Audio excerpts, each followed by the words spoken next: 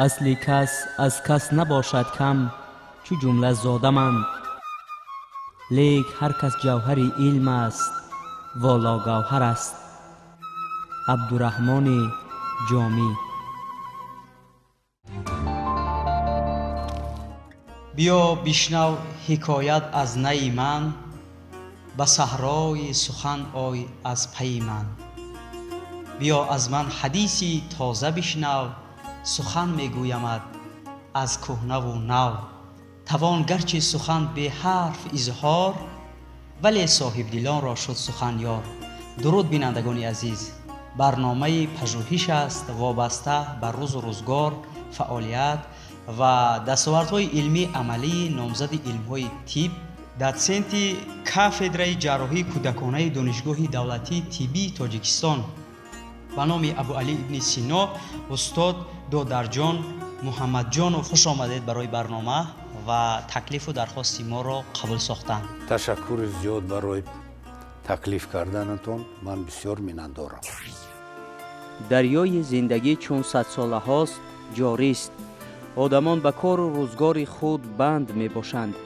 در سنت کافدرای جراحی کودکانه دانشگاه دولتی طبی تاجیکستان به نام ابوعلی ابن سینا دادرجان محمدجانов نیز یک عضو این جمعیت بوده، همه روزه برای به کردن حیات و سلامتی انسان ها مخصوصاً کودکان و نوزادان در تلاش می باشد.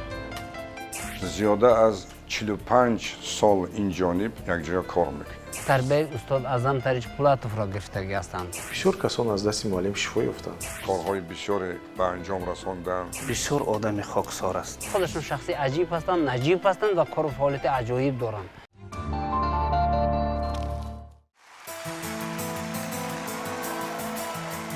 اصل و گذشتگان عالم از رشتان زمینند، لیک بیشتری عمر دادرجان محمدجانov محض در دوشنبه شهر سپری گردیده است.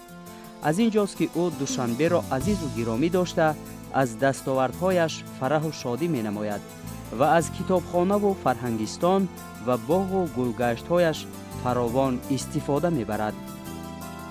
خیلی سرفرازیم که امروز در یک محیط بسیار زیبا و فرهنگی و فراغتی کتابخانه ملی تاجیکستان صحبت گرم و خاصه راه اندازی نمودیم. در این باره چه اندیشه دارید؟ البته به کتاب، به علم و مدنیت یگان جبهه زندگی پیش نمی رود. برای همینم این یک کاخ مقدس است که من باوری دارم که کدامی که کار از اینجا سر کند آینده درخشان دارد. در یکی از زیباترین نواحی تاجیکستان که نام ملت را دارد، ناحیه تاجیک‌آباد تولد شدم.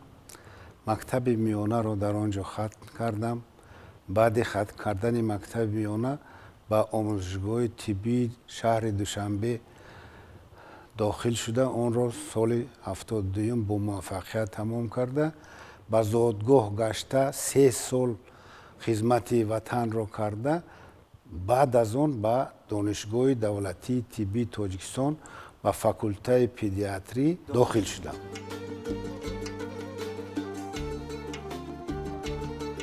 پدر که شخص زیایی بود و در نبردهای زندگی و تاریخی رزم دیده، در شخصیت سازی فرزندان جدی مناسبت می نمود. به شبهه در تعلیم و تربیه و کمالات دادرجان نورز تشبث بیشتر نشان می داد، زیرا که او نخست پسر خاندان بود و تعلیم و تربیه فرزندان بعدی به او 100% وابستگی داشت و همین رکن مهم تربیه در روند شخصیت سازی دادرجان محمدجانov بر عوض نرفت، بلکه او را وادار ساخت تا به یک جاده مهم علمی بشری ساحه طب قدم بگذارد و در راه فتح این قله کامیاب گردد. کمی درباره پدر و مادر معلومات میدادید؟ پدر بزرگوار من اشتراکچی جنگ بزرگ وطنی ندایف محمدجان، دارنده یک چند اردن و مدال های، اون کس بسیار در وظیفه های دولتی و خواجگی بسیار کار کردن.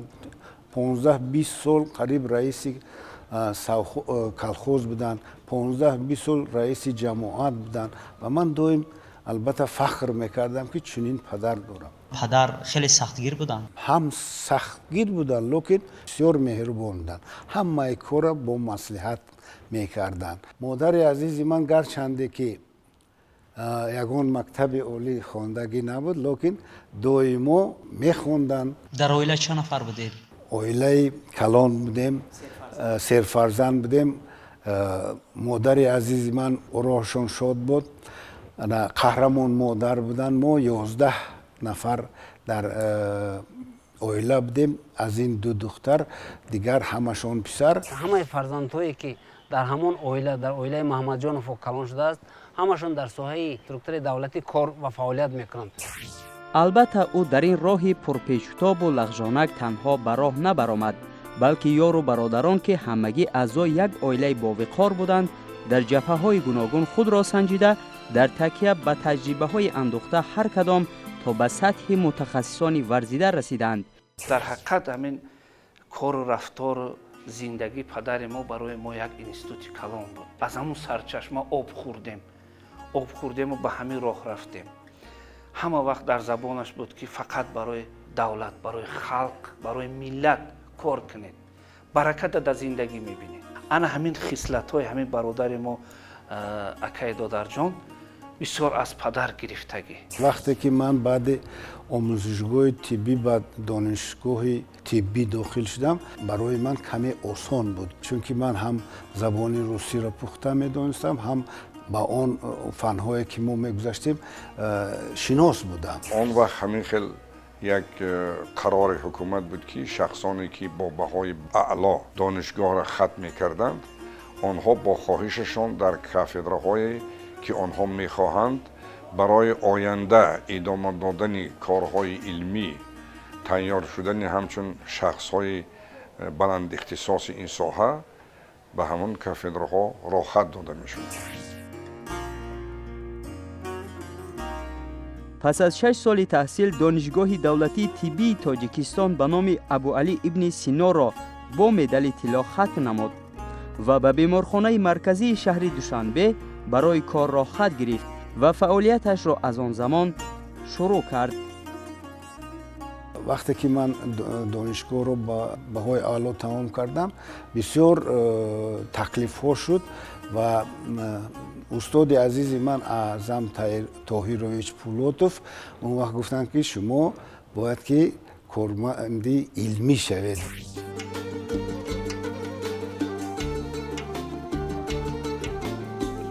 دادرجان محمد جانوف جویدن از پی آموزش جراحی کودکانه شد.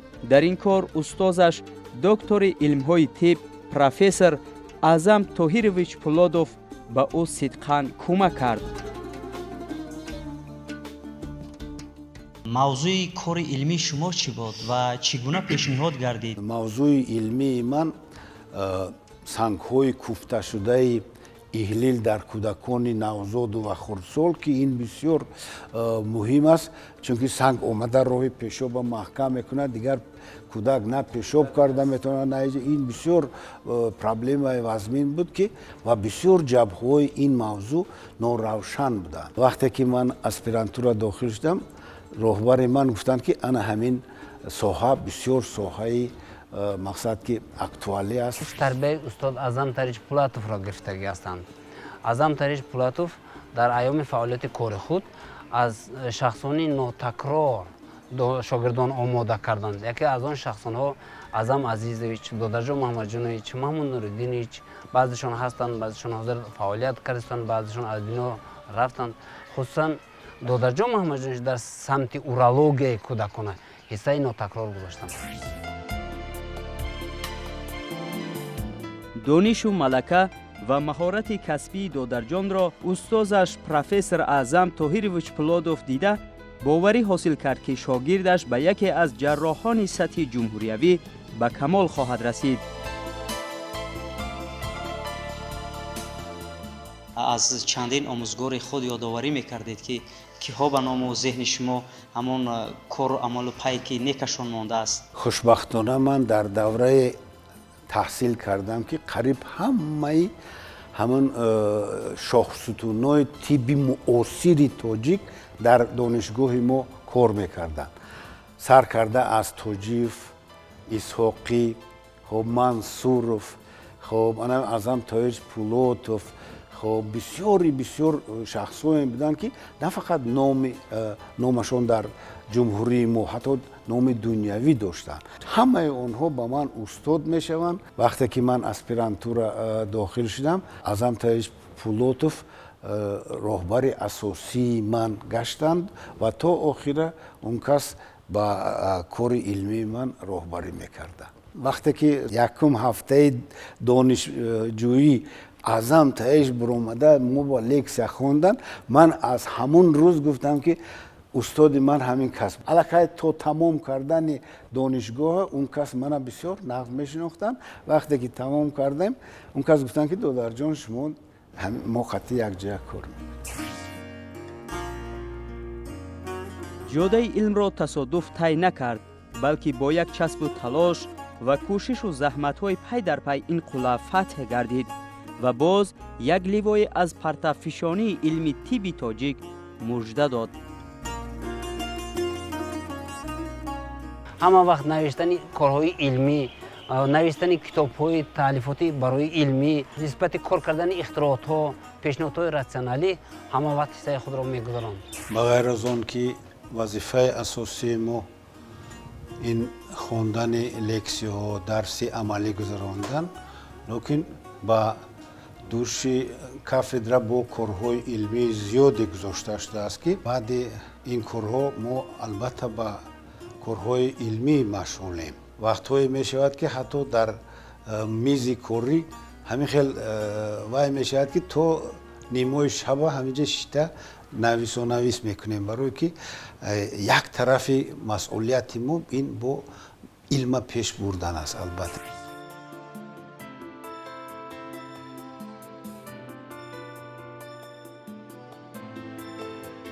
مؤلف مقاله های زیاد علمی پژوهشی می باشد که بخشی از آن در با نفوذترین مجله های داخل و خارج کشور به تب رسیدند.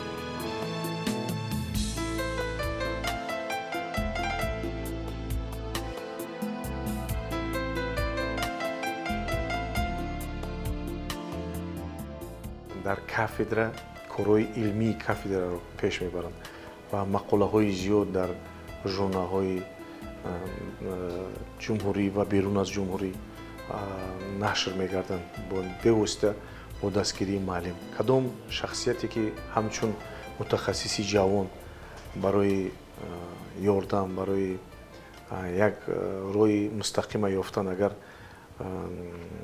خواهش کنند، معلم همه وقت دستگیر هستند. این همه کتاب و منوگرافیا ها، دستورهای متدی، واسطه های تعلیمی و مقاله های علمی تالیف نموده‌اش دارای اهمیت بزرگی تعلیمی و علمی بوده برای نسل های امروز و فردا خدمتی بی‌دریغ می نمایند.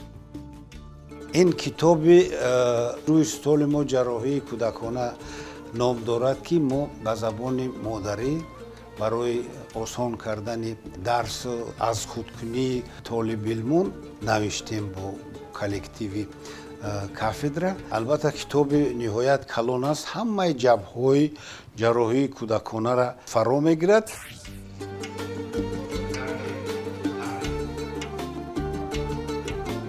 در کنفرانس و سیمپوزیوم ها از منبری بلند با سری بلند درباره این ساحه حرف میزند و متخصصان ورزیده نیز به سخنرانی او توجه میکنند.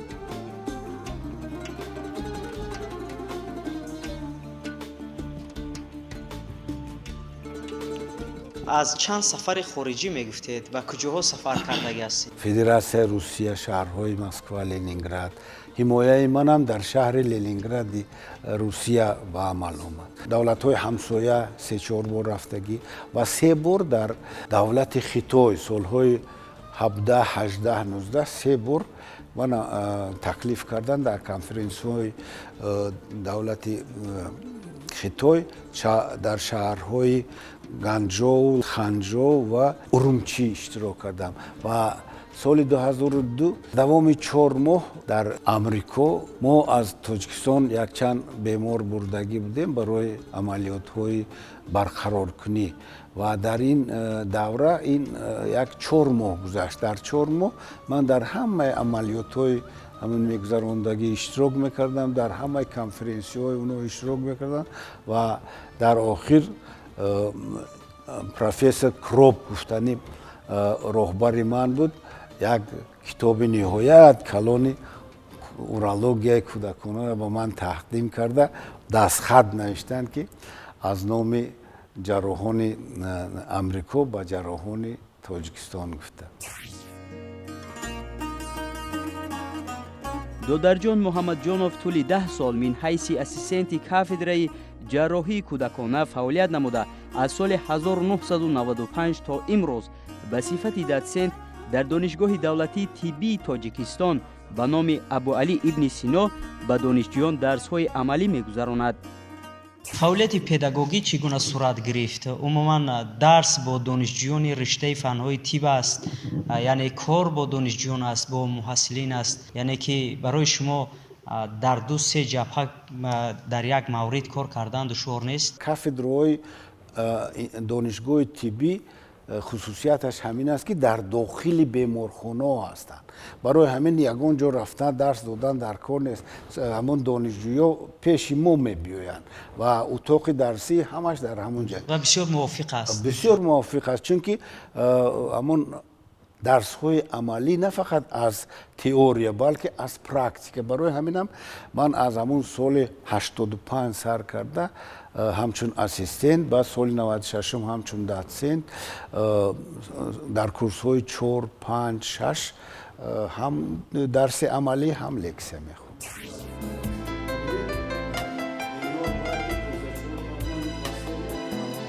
حالا او یکی از شخصیت‌های معروف و سالار این بارگاه حساب می‌یابد. این است که حیات خود را به دانشگاه و همکسبان و شاگردان تصور نموده نمی‌تواند. وقتی که ما سال 95 اینستیتوت دولتی طبی تاجیکستان رو ختم کردیم و همچون اینترنا با کافدرای جراحی کودکانه آمدیم، با ما درس گفتن، با ما لکسی‌ها خوندن. بسیار شخصی معتبر هستند و در ساحه علم سالهای دراز شد که کار و فعالیت میکنم. بسیار شاگردها برآوردند و در ساحه جراحی کودکانه زحمت بسیار کشیدند. در طول این سالها چقدر مقاله ها برآوردند.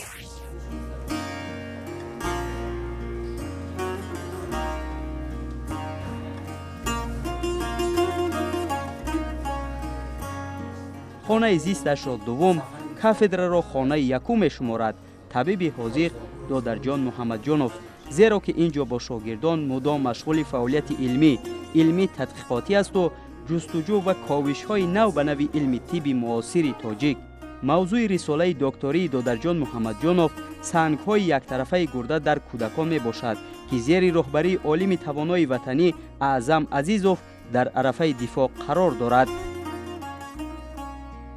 آخران اختراعاتی که من پیشنهاد کردم، وقتی که سنگ‌های حالیب بسیار در یک جا جایگیر میشن، آهسته آهسته دیوار حالیب سوراخ میکنن و وقتی که گرفتن و جای سوراخی آهسته آهسته تنگ شده، در آینده این با یک پرابلم بسیار جدی آورده میرساند برای ما. انا پیشنهاد ما همین بود که هنگام وی گرفتن البته همون جای با یک نیچه مخصوص دریناژگذاری کنیم که در آینده همون جا تنگ نشود و با پرابلم های نو در بیمار پیدا نشود.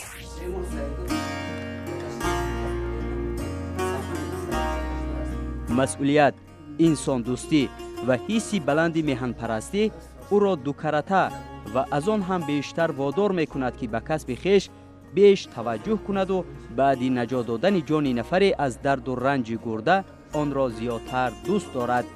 جراحی کودکانه بسیار کاری مشکل است و هم کاری خوب، چون که وقتی که کودک دروغ گفته نمیتوند و اگر که درد باشد گریه میکند، اگر که شما یاری رساندید و درد از بین رود و تمام همین خیلی خرسندی میکند که انا همون خوشبختی اساسی طبیب همون است که وقتی که در درون پلات می درآید یک چهره کشاد خنده خطی شما رفتار میکند و پیش شما میدود، این علاقه یک جهان خوشبختی است. حالت‌های میشود که هر دو گرده پر از سنگ‌ها است که ما البته آهسته آهسته یک گرده تازه کرده، دیگر گرده تازه کرده، بعد کودکان میگویند که معلم این حیات تماما دیگر خیلی بوده است که ما فکر میکردیم که باید که دائم یک جای انسان درد کند.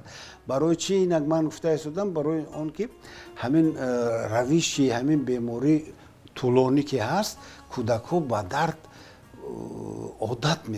عادت میکنن خیال میکنن که همین زندگی همین خیلی باشد.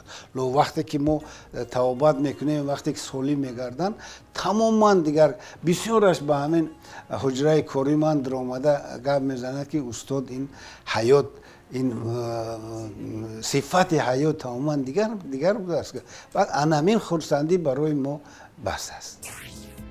دودرجان محمد جانوف جراح درجه عالی است. دستان شفابخش این مرد شریف دردی صدها نفر کودکان و نورسان بیمار را درمان و به دل هزاران دیگر شادی و فرح آورده است. هر سال نه کم از 145-150 جراحی من میگذراندم. انا در دوام 30-40 سال حساب کنید که این بیش از 2000-3000 جراحی زیاد است. نه این که همچون یک صنعتی جراحی، بلکه همچون یک دانش بلند تجربوی دکتری را طلب میکنند که برای اصلاح کردن آنها بسیار هم مشقت زیاد کشیدن است. انا در همین راه کارهای دادرجان محمد جانوف برده ایستادن، تا امروز میبرند، راهبری میکنند، جوانها تربیت کرده ایستادند. حساسترین عموما واقعیات یا رقت آورترین لحظه های در تجربه کاری شما به عمل آمده است که هنوز از یاد و ذهن شما فراموش نمی شود و آن کدام است؟ سرشوی کار وقتی که جراح یکم بار به همین عملیات شروع میکند، من فکر میکنم که حساسترین روز همون روز است. این سال 1979 نواداری میکردیم و یکم بار بیمار رو با اپندیسیت شدید وقتی که عملیات کردم همون از یادم نمیبراید. البته بسیار حساسناک بود، چون که یکم بار مسئولیت حس کردن و با دوش گرفتن و عملیات کردن این در خاطر میست. دودرجان محمد جانوف به علم اعتماد دارد، نه به توکل و تخمین و گزاف. اما بسیار متاسف است که مردم ما سری وقت به متخصصان مراجعت نمی کنند و یا از تشخیص می ترسند. همین است که کار از حد گذشت، بعد به بیمارخانه مراجعت می کنند. شادمان بچه 14 ساله از حصار به ما بستری شد. وقتی که معاینه گذراندیم، اگر اینا باور کنید یک گرده همین بچه بتون به سنگ تبدیل یافتگی بود که وای دیگر یگان کار کرده نمیشد. مجبور شدیم که گرده همراه سنگو گیریم. دیگر گرده وای 13 تا سنگ‌های شاخه‌دار کلان داشت که حیران شدیم که تا این درجه را همین کودک چقدر زنده آمده است. خیلی تیار کردیم، اون طرف هم عملیات گذراندیم. بچه بهتر شد، صحت شد. در یک سال یک بار اگر که فرزندای از تشخیص اولتراسادا گذرانیم، خیلی چیز بر وقت آشکار می شود که ما حتی میتونیم که به جراحی اینو رو توابت کنیم. واقعا رجای کاریش به حد وزنین است. گاهی در یک روز تا 3 جراحی میگذراند که این نه کار سهل و ساده. بر زمین در بالای کار علمیش کار میکند. دستورهای نو به نو مرتب میسازد و گاهی بر سر بعضی مشکلات علمی طبی تاجیک اندیشرانی نموده مقاله ها انشا میسازد. اگرچه کسب طبیبی در نهادش ساحه است که طبیب با تقدیر انسان سر و کار دارد. اگر طبابت یابد تحسینش گویند و اگر عکس حال رخ دهد رخنه بر آبرویش خواهد بود، هرچند به او بستگی نداشته باشد هم. تندرستی فکر میکنم که مایه همه پیشروی هاست. محک اساسی همه پیشروی هاست، یعنی ارزش بزرگ است برای انسان. سالمی ملت این بایگری دولت است. خیلی که جناب عالی گفتن، برای همین ما کارمندان حفظ صحتی باید کوشش کنیم که مردم ما باید دویمو سالم باشد با اون درجه رسیم که سطحی اون بیماری هایی که در تاجیکستان ما دیده میشن خیلی پایان فروید. افتخار داشته باشیم که ما با همین گونه نتیجه های نظررس رسیدیم. هر یک جراحی از جهت جسمانی دادرجان محمدجانов را خسته می کند، اما خستگی روانی براش باز هم وزنین‌تر است. به هر یک نیازمند پیش از جراحی ساعتها فهمانیدن لازم می آید که چی باید کرد تا به منفعت کار باشد، در حالی که ساعتها نزدیکان بیمار شرطهای خود را پیش می آورند، بیخبر از آن که هر لحظه خصم است بیمار را. کودکی که انا بینید که از دو طرف گرده ها قریب که خلطه شدگی، نجد فعالیت گرده ها تماما پس شدگی، فعالیت مثانه از بین قریب که رفت است و در داخل مثانه از حساب فشار زیاد داخلی مثانه یک کوکی علاوگی پیدا شده است که این را دیورتیکولا مینومند. در این حالت ها البته دورهای پیش عموما این بیماری عملیات هم نمیگذراندند. حاضر ما نوابسته از آن کدام نقصان ها ما عملیات های ریکنستروکتیوی برقراری میگذرانیم که البته این بسیار مشکل است، لیکن آینده این بیماران از آن وابسته است که پدر و مادر دویم در تحت نظارت دکتر داده شوند. این گونه بیماران بسیار عامل هایی هستند که به همین نقصان ها آورده می رسانند.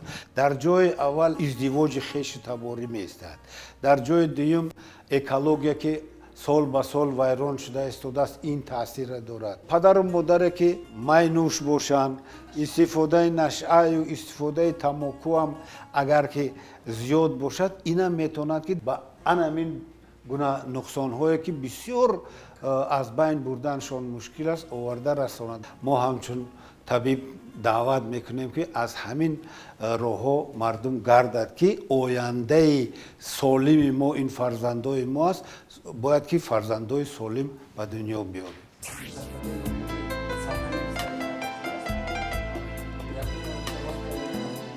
دادرجان محمدجانov سخت خسته شود هم کار خودش را میکند. میداند که بیمار را به حیات وارد کردن لازم می آید. آخر کلی اقربای کسلی به او اعتماد دارند و در خانه بیمار را پدر و مادر، زن و فرزند، برادر و خواهر انتظارند و از صحتی او نگرانند. نسبت به جراحی کس را باور کنانیدن خویش و تبار ابگار می کند. نیروی خود را اندکی باشد هم برقرار می سازد. ساعتها به فکر می رود و در آینه تخیلاتش زینه های گم گذاشتش را بهری به اهداف رسیدن انعکاس می کند. بسا راه پرپیچ‌وتاب را طی کرد، 100 گره جاده را کشاد، دستی پیر و برنا گرفت تا به این منزلت برسد که به خلق تاجیکستان عزیز نفع برساند و حتی از این هم بیشتر. در وقت البته خسته شدن یگان کتاب های بدی مطالعه میکنم. من اخبار گوش میکنم، رادیو گوش میکنم. بیشتر با اون هنرمندای دوره جوانی ما که گذشته بودن با اونو توجه دارم. عملیات های مشکل ترین ساحه جراحی کودکان رو با ما راه نشانی کردند، یاد دادند، آموختیم ما اون کس. در عین حال هم شعبه ما که شعبه های بهترین ساحه جراحی کودکان به حساب می رود که در اینجا بسیار دکتران علمی طب زیاد است. 6 نفر دکتر علمی طب و 18 نفر نامزدهای علمی طب از همین شعبه ما برآمده است که یکی از آنها نامزد علمی طب دستند دادرجان محمدجانویچ می باشند. تا به امروز دادرجان محمدجانov شاگردان زیادی تربیت کرده است، لیکن شاگردان اصلی او پیوندان و برادرزادگانش می باشند. اگر بگوییم که کلی عائله و فرزندانش نماینده همین ساحه‌اند، از محابات عاری خواهد بود. سختگیر بود در زندگی. فقط وقتی که من دانشجو بودم، می اومدم خونهشون می رفتم، در خونهشون که می در اومدم، یک پیاله چای می گرفتیم، کنی می گفت درساتون تیار کردید، خواندن در کار. همه وقت اکی که در ساحه طب می خوند، به خواندن و دکتر شده نمی تواند. ساحه طب می گفت که اگر برادرها شما ساحه طب در اومدی خوندی، اگر طب نخونی، در پراتیکا تو کار کردن نمی تونی.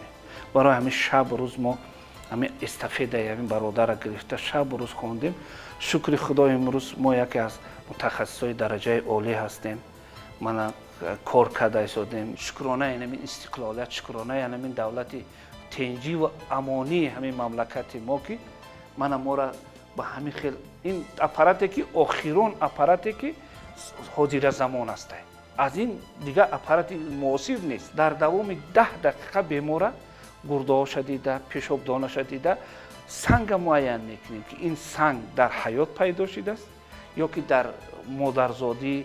ин таҷҳизоте ҳаста ки тез ба ин муайян мешавад. як хуби ҳамин таҷҳизот пешвақт беморое ки дар садама меғалтиданд ё ки аз ягон боло мешванданд, мо мегирифтем лапаротсинтез мегуфтанд, шикама шикоф мекардем, сурох мекардем ки кане ҳамин аз ягон узв кафидагӣ бошад, аз даруни ҳамон ягон моеъи хун берун бирояд.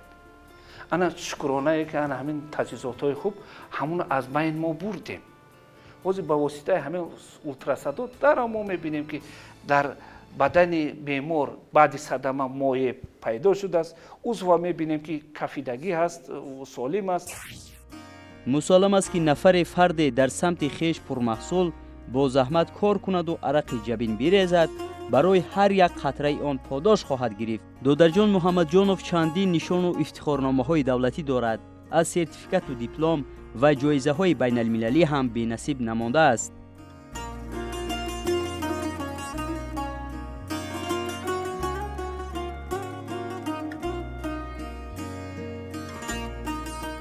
ман дар шаҳри душанбе аз соли 1968 зиндагӣ мекунам. чӣ хеле ки ман худам бузург шудам, яке калон шудам, душанбе ҳам оҳиста оҳиста оҳиста ба як шаҳри ниҳоят калон табдил ёфт ки тамоми шароитҳо барои дониш омӯхтан, тамоми шароитҳо барои корҳои илмию тадқиқотӣ кардан дар ҳамаи донишгоҳҳо замина фароҳам оварда шудааст. ҷаноби олӣ замина фароҳам овардан, шароит ташкил кардан ва ман боварӣ дорам ки дар оянда бо аз ин хубтар мешавад. бо меҳнати дучанд кунем ки дар оянда мамлакати мо дар сатҳи ҷаҳонӣ ки ҳозир қариб ки тамоми дунё моя бо ҳамон пешниҳодҳои ҷаноби олӣ мешиносанд, бо шиносану бо обрӯю нуфузи Тоҷикистон дар арсаи байналмилалӣ баланд гардад. фарзандонашро бо сад меҳру ноз парварид. барои тарбияи онҳо вақт меёфт, фурсат меҷуст. талош мекард ки онҳо дар ҷамъият мавқеъву нуфуз ёбанд ва касбияташонро дӯст доранд. фарзандон масалан имрӯз чӣ ташаббус нишон доданд дар аз худ кардани ин ва ё он пеша ё ихтисос ё касб? 5 та фарзанд дорам. аз ин 3 та писар, 2 та духтар, ҳамашон илми соҳиби маълумотанд. фирӯзҷон датсент номзади илмҳои техникӣ, фирдавсҷон дар як муассисаи калони ҷумҳурӣ кор мекунад, манӯчерам дар як муассисаи калони ҷумҳурӣ роҳбар ҳастанд. хоб духтаронам якташ пеша гирифт амин касби мана фарматсевт шуда, он касам дар аптека кор мекунад. охирон духтарам амин донишгоҳи славяния бо баҳои аъло бо хат. аз хурдсолӣ падари азизи мо моро ба ҳисси ватандӯстӣ, ватанпарварӣ ва муқаддасоти миллӣ тарбия намуданд ва заҳматҳои шабонарӯзии он кас буданд ки ва тарбияҳои хуби он кас буданд ки мо донишгоҳи техникии Тоҷикистонро бо баҳои хубу аъло яъне хатм кардем ва ба зинаи аспирантура ба Россия сафар намудем ва дар он ҷо ҳимояи бо муваффақияти номзадии худро ҳимоя кардам дар соҳаи энергетика ва айни замон ҳамчун хизматчии давлатӣ ва ҳам ҳамкори беруна дар донишгоҳи техникии Тоҷикистон ба ҳайси омӯзгор фаъолият намуда истодам. ҳар як насиҳатҳои он кас барои мо як панду ҳикмат аст ва ҳама вақт моро ҳушёр ва водор мекунанд ки ба ватан ба халқ меҳнати самимӣ дошта бошем. аз анҷуману суҳбату маҷлиси ёрон ҳаргиз паҳрез намекунад, балки мекӯшад коллективро ба ҳам ораду муттаҳид созад. дар зиндагӣ бағоят одами хоксор, олими пурталошу заҳматталаб ва марди зарифу ҳалиму меҳрубон ба ёрон аст. додарҷон муҳаммадҷонов. чаҳор чиз маро зодаро озода зи ғам бихарид. тани дурусту хӯи неку номи неку хирад. ҳар он ки эзидаш чаҳор рӯзӣ кард, сазад ки шод зияду ҷовидон ғам нахӯрад. ҳамин чаҳор чизи хислати беҳтарини инсоне ки рӯдакӣ гуфтааст дар додарҷон муҳаммадҷонич ҳастанд ва мо барои он ки он кас ҳамин хел шод зиҳанду дигар ғам нахӯрда умрашона бардавом баранд ва боз ҳам барои тарбияи кадрҳои нав барои донишҷӯёни донишгоҳи давлатии тиббии Тоҷикистон ҳамчун муаллими бисёр гуфтан мумкин аст ки як дараҷаи баланди ихтисос дошта дониши худашонро ба ин донишҷӯён яъне ки диҳанд. барои он кас саломатӣ мехоҳем.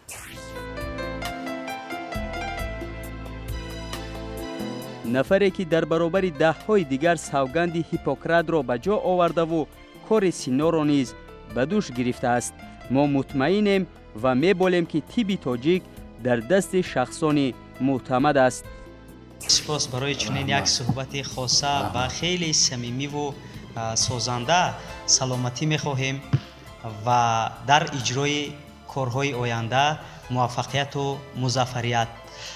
ин буд бинандагони азиз барномаи пажӯҳиш вобаста ба рӯзу рӯзгор, зиндагӣ ва дастовардҳои илмӣ амалии номзади илмҳои тиб, дотсенти кафедраи ҷарроҳии кӯдаконаи донишгоҳи давлатии тиббии Тоҷикистон ба номи Шайхурраис Абуалӣ ибни Сино, устод Додарҷон Муҳаммадҷонов. саломату сарбаланд бошед. то барномаҳои навбатӣ, сарсабзӣ, осоиш ва рӯзгори осуда орзуи мо гурӯҳи эҷодист.